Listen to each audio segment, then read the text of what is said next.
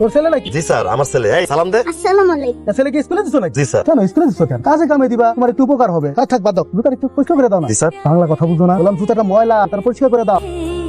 আব্বারে তো কোনোদিন হাসতে দেখি না। আইজ আব্বা একজনের দেখা হাইসা দিছে, তারপর নিজের রুমাল দিয়া সেই লোকের জুতা মুছতে দিছে। আব্বা আমাকে লগে হাসে না কেন? আম্মা রাগ করে থাকে। তোমার আব্বা যতই রাগ করুক মনের দিক থেকে সে খুব ভালো মানুষ। আব্বা আমাকে আদর করে না কেন? সারাদিন বকা। জুতা লবণ দিছো কেন? আর আমি মনে হয় ভুল করে ফেলাইছি। দুধের মধ্যে লবণ মিশিয়ে নিয়ে আসছো, তাহলে ফাইট করো। আছেন ধ্যান গালিগালাজ করেন না, আস্তে কথা কর। মেজাজ কিন্তু আমারও খারাপ আছে। তোমার সাহস, তুই আমার মেজাজ দেখা। কেন মেজাজ কি শুধু তোর আছে? মেজাজ আমাদের নাই? তোর আন্ডারে অফিসে পিয়নের চাকরি করি, তো রাস্তায় তোর পিয়নের চাকরি করি। তুই যে আমার পলার সামনে তোর জুতা পরিষ্কার করালি, তোর কি মনে করছিস? তোর যা মন চাবে তুই তাই করবি? এই মঞ্জু, আমি কিন্তু তোরে কি করবি তুই? তুই আমার চাকরি খাই দিবি? করলাম না আমি চাকরি। থাপ্পড়টা ফিরাই দিলাম। আমার গাল তোকে বাপেন না। এই হিন ম্যাডামের কাছে হাত দিছো, তোর চাকরি আমি খাইছি। আরে রাখ তোর চাকরি, কর তুই তোর চাকরি। আরে টাকলা, তুই খুব সাবধান। এই ঢোল ঢোলি সর।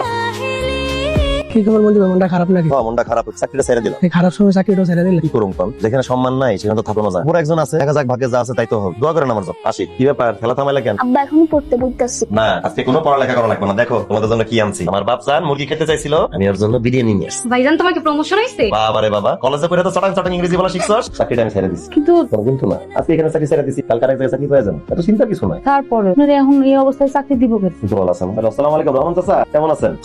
রুবেলের কাছে শুনলাম তুমি নাকি চাকরিটা ছেড়ে দিয়েছো। আচ্ছা কি কমো? তুমি